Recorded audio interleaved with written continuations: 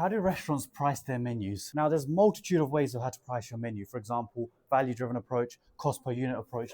But one of the things I like to focus on, I like to focus on two. The first is perceived value, and the second is competition. Now, let's talk about perceived value. Now, perceived value is, for example, think about, for example, when you go to a steakhouse and you can get a steak for $28.95, but if it has gold on the steak, suddenly it becomes $40.95.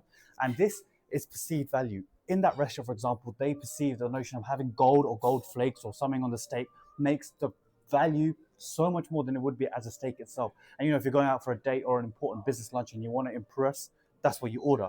Now, here's where perceived value comes into head.